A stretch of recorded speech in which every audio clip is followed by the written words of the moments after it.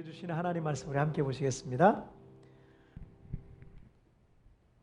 자, 오늘 우리에게 주시는 하나님 말씀은 요한복음 9장 1절부터 7절까지의 말씀입니다. 요한복음 9장 1절부터 7절까지의 말씀. 자, 요한복음 9장 1절부터 7절까지의 말씀. 자, 우리 한 절씩 교독할 때 제가 1절 말씀 먼저 봉독해 올리겠습니다. 예수께서 길을 가실 때 날 때부터 맹인된 사람을 보신지라. 제자들이 물어 이르되 라삐여, 이 사람이 맹인으로 난 것이 누구의 죄로 인함이니이까? 자기니이까 그의 부모니이까? 예수께서 대답하시되 이 사람이나 그 부모의 죄로 인한 것이 아니라 그에게서 하나님이 하시는 일을 나타내고자 하심이라. 때가 아직 낮음에 나를 보내신 이의 일을 우리가 하여야 하리라. 밤이 오리니 그때는 아무도 일할 수 없느니라. 내가 세상에 있는 동안에는 세상의 빛이로다. 이 말씀을 하시고 땅에 침을 뱉어 진흙을 이겨 그의 눈에 바르시고 다 같이요. 이르시되 실로암 못에 가서 씻으라 하시니, 실로암은 번역하면 보냄을 받았다라는 뜻이라. 이에 가서 씻고 밝은 눈으로 왔더라. 아멘. 자, 오늘 말씀 제목 함께 읽겠습니다. 시작. 이 상황 누구 때문인가? 다시 한번 시작. 이 상황 누구 때문인가요? 서기 64년 7월 19일 밤에 당시 세계 대제국의 수도인 로마의 대화재가 발생을 했습니다. 당시 약 200만 명이 몰려 살던 이 로마의 14개 행정구 중에서 4개를 제외하고는 나머지는 완전히 전소되거나 이 화재로 인해서 큰 피해를 입게 됩니다. 그래서 다 잿더미에 이 로마 시내가 그렇게 변해버립니다. 로마의 역사가 타키투스는 로마 화재를 가리켜서 공포와 죽음의 지옥이 되었다라고 기록하고 있습니다. 로마 시민들은 왜 이런 대화재가 났는지에 대해서 의문을 품게 되었고, 또 화재로 인해서 모든 것을 잃은 시민들은 절망 가운데 앉게 되었습니다. 그때 이 네로 황제는 정치적인 이 국면 전환용으로 이 그리스도인들이 이 불을 냈다, 화재를 냈다, 이렇게 그들에게 책임을 돌리고 로마 제국 안에서 본격적으로 기독교 박해를 시작을 하게 됩니다. 그래서 사도들과 많은 그리스도인들이 이 학살을 당하게 됩니다. 자, 그리고 1933년부터 1945년 사이, 그리고 2차 세계대전 중에 자행되었던 나치의 히틀러의 유태인 대학살인 이 홀로코스트를 여러분 잘 아실 겁니다. 이 독일은 1차 세계대전을 패전했고 엄청난 전쟁 배상금을 물어야 했습니다. 그것과 함께 맞물려서 1929년에는 세계 대공황이 일어나서 이 독일은 초인플레이션과 이 대량 실업, 그리고 서민층의 몰락으로 굶어 죽는 사람들이 여기저기서 막 속출하기 시작했고, 또 나라는 이제라도 곧 멸망할 것 같은 그런 직전이었습니다. 그런데 독일 인구의 3%밖에 되지 않았던 유태인들이 당시 독일 경제의 40%를 장악하고 있었어요. 그러니까 이 게르만 민족, 독일인들은 막 굶어 죽는 사람들이 생기고 대량 실업에 돈이 없어가지고 막 힘든 사람들이 막 생겨나고 있는데, 유태인들은 보니까 잘 사는 거야. 유태인들은 보면 별 어려움이 없는 거예요. 마치 여러분 LA 폭동 때 한인들이 열심히 일해가지고 거기서 슈퍼마켓하고 가게하고 레스토랑하고 잘 살잖아요. 근데 이 흑인이라든가 이런 사람들 중에 가난한 사람들이 너무 많으니까, 너네 왜 우리나라 땅에 와가지고 막 이렇게 부자가 됐냐, 이거 다 우리 건데, 막 이런 식으로 막 폭동이 일어났던 적이 있었어요. 그런 거랑 비슷한 거예요. 그래서 이 히틀러는 당시 반유대주의 정서가 유럽에 가득했지만 독일에도 그런 정서가 굉장히 가득했다 그래요. 그래서 이 반유대주의 정서를 정치에 이용해서 독일을 이렇게 힘들어진 것은 유태인들 때문이다 라고 선동을 해서 그들의 재산을 다 몰수하고 유태인들 600만 명을 학살하게 되는 이 끔찍한 일이 역사 속에 있었습니다. 자, 그리고 올해 중국 우한에서 시작된 이 코로나19 팬데믹으로 인해서 미국은 가장 큰 피해국이 되었습니다. 바이러스는 걷잡을 수 없이 확산되었고 수많은 사람들이 죽어나가니까 미국의 트럼프 대통령은 중국이 바이러스를 초기에 막지 않아서 이런 재앙이 전 세계적으로 퍼졌고 이건 중국이 책임을 져야 된다 라고 이제 그런 어떤 중국 책임론을 계속 앞세워 왔던 거죠. 자, 우리는 어떤 어려운 일이 생기잖아요. 그러면 왜 이런 일이 생겼을까? 누구 때문에 이렇게 된 거지? 하고 그 실패와 고난의 원인을 찾는 그런 경향이 우리에게 있어요. 물론 건전한 피드백을 통해서 어려운 일이 생기면 좋은 피드백을 통해서 그런 실수와 그런 어려움들이 다시 반복되지 아니하도록 하는 것 자체는 굉장히 좋은 거예요.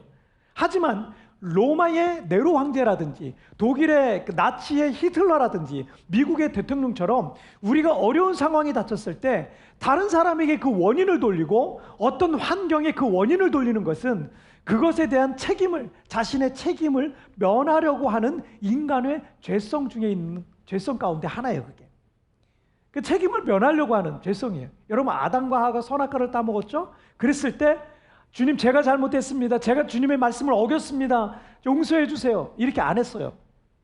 그리고 어떻게 했어요? 하와 때문에 그랬어요. 뭐 뱀 때문에, 누구 때문에 그랬어요. 누구 때문에. 이렇게 변명했던 것을 보면 인간이 죄인이 되면서 책임을 모면하려고 남 탓을 하기 시작했다라는 것을 우리가 알 수 있어요. 그러니까 내가 남 탓을 자꾸 하는 습관이 있다? 내 죄성이 있는 거야.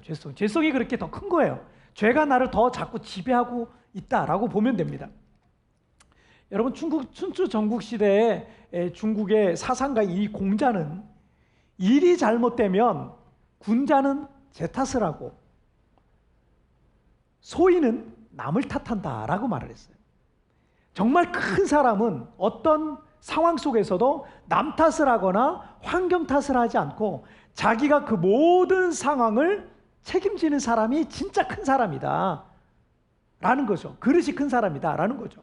여러분들이 지금 어느 누구 때문에 혹은 어떤 상황 때문에 어려움을 겪고 있을지도 몰라요. 그러나 여러분, 거기에 집중하면서 누군가를 탓하고 원망하며 시간을 낭비해봐야 어떤 변화도 안 일어나요. 이런 가족 중에도 뭐 남편 때문에 그래요, 아내 때문에 그래요, 우리 애 때문에 그래요, 내 환경 때문에 그래요, 배경이 안 좋아서. 여러분, 그거는요, 그런 핑계와 탓을 계속 해봐야 어떤 변화도 일어나지 않아요. 여러분, 때로는 우리가 이해할 수 없는 어려운 상황 속에 우리가 들어가 있을 때가 있어요. 그렇게 살아갈 때가 있어요. 그런데 우리가 그때 가져야 될 믿음이 있습니다. 자, 우리 첫 번째 주제 한번 보실까요? 시작. 주님은 나를 주목하신다. 다시 한번 시작. 주님은 나를 주목하십니다. 자, 오늘 본문은 예수님과 제자들이 길을 가다가 한 맹인을 보게 되면서 있었던 사건입니다. 자, 우리 첫 번째 1절 읽겠습니다. 시작. 예수께서 길을 가실 때 날때부터 맹인된 사람을 보신지라.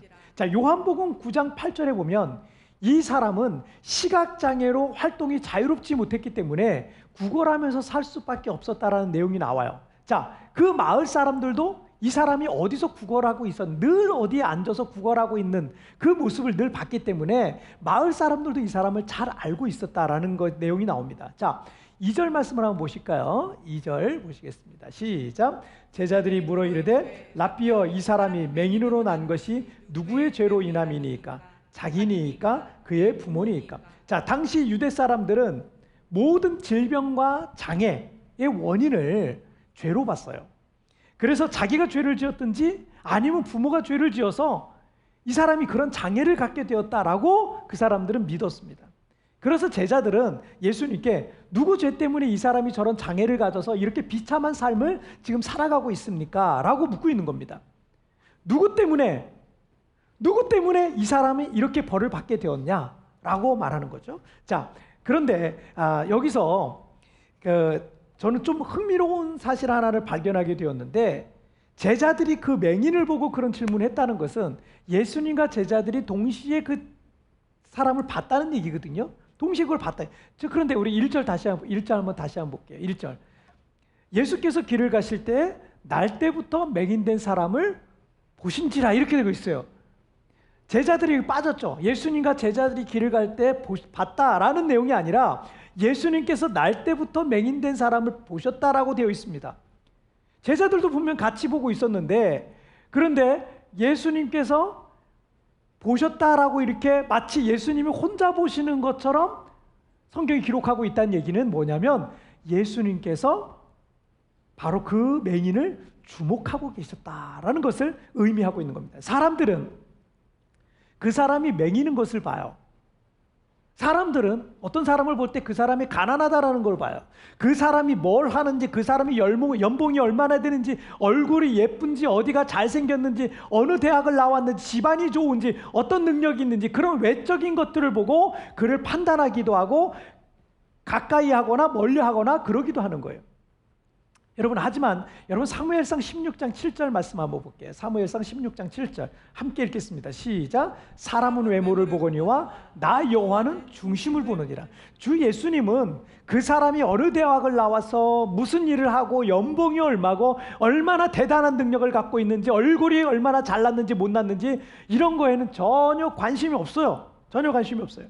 주님은 그 사람의 아픔이 무엇인지, 필요가 무엇인지, 어떤 괴로움이 있는지, 그 사람에게 주님이 필요한지, 그 마음이 어떤지, 주님은 여러분 그런 내면적이고 인격적이고 우리 안에 있는 것, 영적인 부분에 대해서 우리 주님은 관심이 있으신 거예요.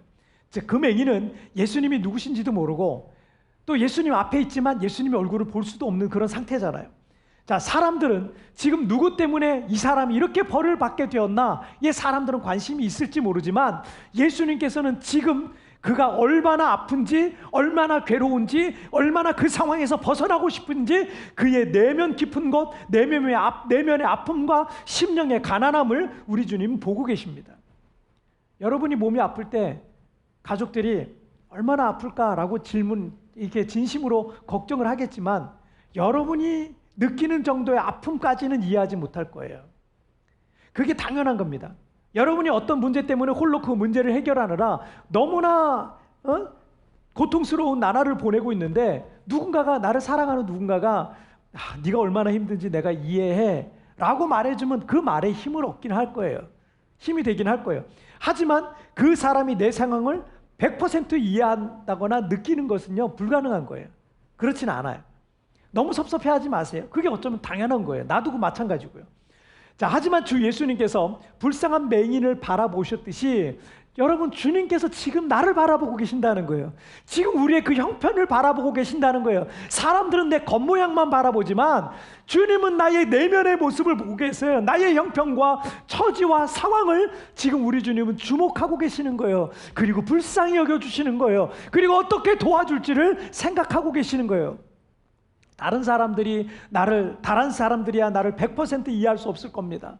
여기저기 다니면서 여러분의 마음을 완전히 이해해 줄 사람을 찾는 거, 여러분 그런 헛수고하지 마세요. 없어요. 아무도 없어요. 심지어 남편도 아내도 거기까지는 못해요. 완벽하게 이해해 주진 못해요. 우리 하나님 외에 그 누구도 우리를 완전히 이해할 수도 위로해 줄 수도 없을 겁니다. 하지만 주님이 내 마음을 이해해 주세요. 그리고 지금 나를 주목하고 계세요. 그리고 사랑의 마음으로 나를 바라보고 계신다는 사실을 여러분 기억하시길 바랍니다. 자, 우리 두 번째 주제 보실게요. 자, 함께 읽겠습니다. 시작. 하나님의 플랜을 믿으라. 다시 한번 시작. 하나님의 플랜을 믿으라. 주님께서 우리를 주목하고 계신 이유가 있습니다. 3절 말씀 함께 읽겠습니다. 예수께서 대답하시되 이 사람이나 그 부모의 죄로 인한 것이 아니라 그에게서 하나님이 하시는 일을 나타내고자 하심이라. 사람들은 맹인 거지의 겉모습만 보고 그가 장애라는 징벌을 받은 이유가 누구 때문인지에 대해서 관심이 있었습니다. 하지만 예수님은 그 이유와 원인을 찾기보다는 그 사람에게 관심이 있었습니다. 또 하나님께 관심이 있었습니다. 그 사람을 향한 하나님의 어떤 뜻과 계획에 더 관심이 있으셨습니다. 이것이 오늘 우리가 생각해야 될 여러분 중요한 부분이에요. 여러분, 서론에서 우리가 함께 나눴던 바와 같이 우리에게 어떤 어려움과 문제가 생기게 되면 우리는 그래요. 이거 왜 그러지? 누구 때문에 그러지? 뭐 때문에 그러지? 라고 그 원인을 찾는 경향이 있습니다. 물론 그런 것들도 중요합니다. 우리나라가 민주정치가 발전하는 것에 있어서 보수와 진보 진영의 이 정치인들이 서로의 어떤 잘못된 부분에 대해서 서로 공격하고, 이건 나쁜 거 아니라고 생각해요. 그래서 이 과거의 잘못과 실수를 더 이상 반복하지 말자, 좋은 거죠. 근데 그런 과정을 통해서 우리나라 민주정치가 조금씩 지금까지 발전해 온 겁니다. 하지만 매일같이 요즘 같은 경우 요즘 정치권을 보면 매일같이 양진영에서 서로 싸우는 그런 모습을 보면, 야, 지금 국민들은 지금 집값이 어마어마하게 뛰고 있고 지금 그 직장을 잃어버리고 가게 문을 닫게 생겼고 소득이 완전히 줄고 이런 상황인데 국민들을 지금 저럴 시간에 국민들 살 길이나 좀 마련해 주지 그런 생각이 들 때가 많아요. 괜히 옛날에 돌아가신 대통령들 자꾸 불러 올리더라고요. 보니까 옛날에 돌아가신 대통령도 불러 올리고 감옥에 가 있는 대통령도 끄집어 올리고 그러면서 누가 옳으니 누가 틀리니 누가 잘났니 하면서 마치 서로 간에 복수에 복수를 하듯이 그런 모습을 보면요, 여러분 국민들 대다수는요 그거에 대해서 이제 피로감을 느껴요. 답답함을 느껴요. 아, 지금 저럴 시간이 어딨어. 이런 시간이 드는 거죠. 생각이 드는 거죠. 양 진영이 서로 견제하면서 당리당략이 아니라 정말 국가를 위하고 국민을 위해서 미래를 준비해 간다면 얼마나 빨리 우리나라가 성장해 나갈 수 있겠습니까? 우리는 자꾸 과거에만 매여 있어서는 안 되는 거예요. 누구 때문에, 어떤 환경 때문에 실제로 여러분이 지금 힘들고 어려운 상황에 처해 있을 수 있어요. 지난주 목요일날 수능이 있었죠. 이번에 코로나 때문에 수능을 포기한 학생들도 있다는데 그런 뉴스를 보면서 참 안타깝더라고요. 왜냐하면 그 애들은 그거 하나만 바라보고 지금까지 왔는데 좀 안타깝더라고요. 성장기 자녀들에게 어쩌면 이 수능만큼 중요한 날이 어디 있겠어요. 그런데 모두가 다 좋은 결과를 얻는 건 아닙니다. 그중에 어떤 학생들은 원하는 점수를 얻지 못해서 크게 실망하기도 할 거예요. 어떤 A라는 학생이 나도 부모님이 쪽집게 가위를 좀 시켜주고 비싼 학원도 좀 보내주고 그랬으면 남들처럼 더 좋은 점수를 얻을 수 있었을 텐데 라고 생각하면서 부모님 탓하고 환경 탓하고 돈 없는 거 탓하고 하면서 낙심하고 있다고 생각해 보세요. 수능 보고 나서 어떤 B라는 학생은 아, 내가 좀 더 노력을 했으면 더 좋은 결과를 얻을 수 있었을 텐데 어차피 이건 내 싸움이야. 다음번에 죽기 살기로 다시 한번 도전해보자 라고 B라는 학생은 마음을 먹었다고 생각해 보세요. 여러분 둘 중에 다음에 누가 더 좋은 미래를 열 수 있겠습니까? 당연히 B라는 학생일 거예요. 과거는 빨리 청산할수록 더 나은 삶을 살 수 있는 겁니다. 여러분이 살아가면서 어떤 인간관계로 인해서 마음이 답답하고 힘들 수 있습니다. 어떤 사람이 정말 미울 수도 있고 그 사람 때문에 지금의 삶이 저 사람 때문에 내가 불행해, 저 사람 때문에 내가 지금 행복하지 못해 라고 생각할 수 있어요. 어쩌면 실제로 그런 삶을 지금 살아가고 있을 수도 있어요, 우리가. 여러분, 그럼 어떻게 해야 됩니까? 빨리 벗어나야 되는 거. 왜 그 사람 때문에 여러분에게 주어진 인생을 낭비합니까? 행복해야 될 여러분의 인생을 왜 낭비합니까? 이미 지난 일이에요. 이미 끝난 일이에요. 물론 누가 잘못했는지 가리면 좋겠지만 여러분, 잘잘못이라는 거는 다 상대적입니다. 그래서 이 결론 내기가 어렵습니다. 여러분, 이런 거예요. 우리나라 보수 정치와 진보 정치 누가 옳습니까? 누가 옳아요? 여러분, 이거 결론 내기 어려워요. 둘 다 필요한 거거든요. 결론 내기가 어렵습니다. 로마서 12장 19절 말씀에 내 사랑하는 자들아 너희가 친히 원수를 갚지 말고 하나님의 진노하심에 맡기라. 기록되었으되 원수 갚는 것이 내게 있으니 내가 갚으리라 라고 주께서 말씀하셨어요. 여러분이 복수하려고 하지 마세요. 여러분이 심판자가 되어서도 안 됩니다. 심판하시는 재판장은 여러분 오직 하나님뿐이십니다. 그 일은 우리 몫이 아니에요. 하나님께서 친히 갚으실 겁니다. 하나님이 왜 다윗을 그렇게 예뻐했게요? 다윗은 복수하려고 하지 않았어요. 어떤 상황 속에서도 복수하지 않았어요. 그리고 어떻게 해요? 하나님이 갚으실 것이다. 이렇게 말씀하셨어요. 때문에 우리가 거기에 매여 있으면 안 됩니다. 우리를 향한 하나님의 플랜이 있다는 사실을 믿으시길 바랍니다. 여러분이 남들보다 안 좋은 환경과 조건에서 성장했을 수도 있고 여러 가지 예기치 않은 일들로 지금 어려움을 겪고 있을 수도 있습니다. 하지만 거기에는 하나님의 뜻이 있습니다. 그 일을 통해 하나님께서 영광을 받으실 겁니다. 여러분, 고린도전서 1장 27절과 28절 말씀에 보면 그러나 하나님께서 세상의 미련한 것들을 택하사 지혜 있는 자들을 부끄럽게 하려 하시고 세상의 약한 것들을 택하사 강한 자들을 부끄럽게 하시며 또 하나님께서 세상의 천한 것들과 멸시받는 것들과 없는 것들을 택하사 있는 것들을 폐하려 하신다라는 말씀이 있어요. 여러분이 이 성경 구절 어디에서 하나님께서 똑똑한 사람들을 통해서 돈 많은 사람들을 통해서 잘난 사람들을 통해서 내가 영광을 받을 것이다 라고 말씀하고 있습니까? 우리가 약할 때 그리스도의 능력은 우리를 통해서 더 강하게 나타나는 것이에요. 하나님께서 더 크게 영광을 받으실 겁니다. 여러분의 약함과 단점과 가난함과 부족함과 연약함과 넘어짐과 실수까지도 여러분 하나님의 선하신 뜻을 이루는 통로가 될 줄 믿으시기를 바랍니다. 자, 우리 세 번째, 우리 오늘 한 가지 더 나눌게요. 함께 읽겠습니다. 시작. 말씀을 믿고 순종하라. 다시 한번 시작. 말씀을 믿고 순종하라. 예수님께서 그 맹인에게 하나님께서 갖고 계신 플랜이 있다고 말씀하시고는 내가 세상의 빛이로다 라고 말씀하셨어요. 자, 그 맹인은 밝은 태양빛이 비추고 있지만 그 빛을 볼 수가 없었습니다. 푸르고 맑은 하늘을 볼 수 없었어요. 에메랄드빛처럼 맑은 이 바다를 볼 수도 없었고요. 산과 들의 푸른 초목도 볼 수가 없었습니다. 눈은 갖고 있으되 볼 수는 없었던 거예요. 그의 눈은 온통 캄캄함의 매일이었어요. 매일매일이 캄캄함이에요. 그런데 이제 예수님께서 진정한 빛으로 우리 가운데 오셔서 어둠 가운데 있는 자들의 어둠을 밝혀 주시겠다는 겁니다. 자, 6절과 7절 말씀 보실게요. 6절, 7절 보시겠습니다. 자, 6절 시작. 이 말씀을 하시고 땅에 침을 뱉어 진흙을 이겨 그의 눈에 바르시고, 자, 7절. 이르시되 실로암 못에 가서 씻으라 하시니, 실로암은 번역하면 보냄을 받았다는 뜻이라. 이에 가서 씻고 밝은 눈으로 왔더라. 자, 예수님께서 땅에 침을 뱉어서 진흙을 이겨서 맹인의 눈에 바르셨다는 내용이 나와요. 아마 주변에서 물을 급히 구할 수 없는 상황이었던 것 같아요. 왜 이렇게 하셨는지는 이유를 알 수는 없어요. 그냥 말씀만으로도 사실은 예수님은 눈을 뜨게 하셨어요. 죽은 자도 살리시는데 가능하셨을 텐데 굳이 이런 방법을 쓰셨어요. 그런데 이어지는 7절의 내용을 보면 짐작해 볼 수 있는 게 있는데, 눈에 진흙이 발라졌으니 맹인도 일단 씻어야 되잖아요. 뭐가 답답하잖아. 씻어야 되잖아요. 그런데 예수님께서 실로암 못에, 딴 데 가지, 옆집 가서 씻거나 어디 우물 가서 씻거나 이러지 말고 실로암 못에 가서 씻으라 하셨어요. 그런데 실로암의 뜻이 뭐예요? 보냄을 받았다라는 뜻이라는 거예요. 자, 어쨌든 그래, 보냄을 받아서 그 실로암에 가서 눈에 묻은 진흙을 씻었는데 눈이 보이기 시작했다라는 말씀입니다. 맹인은 여러분, 예수님이 가라고 하는 곳에 갔고요, 순종하는 마음으로 보냄을 받아서 실로암 못까지 더듬더듬하면서 찾아서 실로암 못에 가서 진흙을 씻어냈더니 기적이 일어났다라는 겁니다. 여러분, 기적은 순종하는 사람들에게 나타나는 게 기적입니다.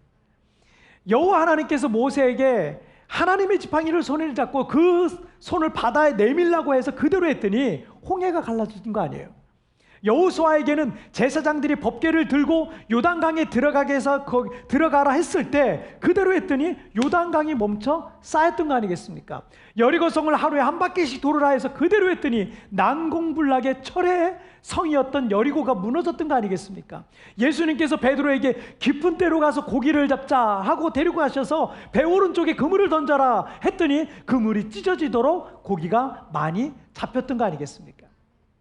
지금 우리는 너무 힘들고 어려운 상황을 살아가고 있는지도 모르겠습니다. 하지만 내 능력으로 할 수 있는 것이 없을 때 여러분, 하나님의 말씀에 순종해 보시길 바랍니다. 순종하는 사람들이 기적도 맛볼 수 있는 것입니다. 예수님을 사랑한다고 하지만 순종하지 않는다면 예수님은 여러분의 주님이 아직은 아닌 거예요. 순종하지 않으면, 주님이면 따라야죠. 우리가 예수님을 주님이라고 부르면 예수님을 따라야죠. 그런데 순종하지 않으면 우리가 예수님을 우리의 주님으로 온전히 모시고 있는 게 아니란 얘기예요. 예수님께서 내가 세상의 빛이다라고 말씀하시면서 날 때부터 소경되었던 사람의 눈을 다시 뜨게 하셨을 때 어떻게 해요? 그 말씀의 순종함으로 다시 보게 된 겁니다. 우리나라 크리스천들에게 유명한, 또 제가 참 좋아하는 작가이기도 한데, 이 존 비비어 목사님이라고 계세요. 그분의 책 동행이란 책에 보니까 하나님을 믿는 것은 순종하는 것이며 순종하는 것이 믿는 것이다 라고 말하고 있어요. 순종이 없는 믿음은 가짜 믿음입니다. 진짜 믿음은 순종하는 것이고, 그 순종하는 이들에게 빛이신 예수님께서 여러분들의 인생에 있는 모든 어둠을 다 걷어주시는 거예요. 지금의 여러 가지 힘들고 어려운 상황들 속에서 남 탓하거나 원망하거나 환경을 탓하는 어리석음을 버리시길 바랍니다. 주님께서 우리를 주목하고 계십니다. 여기에 있는 주님의 플랜을 믿으십시오. 그리고 믿고 순종하며 나가십시오. 하나님께서 살아계신 증거들이 우리의 삶에 나타나게 될 줄 믿습니다. 자, 오늘 말씀 정리해 보겠습니다. 자, 오늘 세 가지 말씀 나눴죠? 세 가지 함께 읽겠습니다. 시작. 주님은 나를 주목하신다. 하나님의 플랜을 믿으라. 말씀을 믿고 순종하라. 아멘.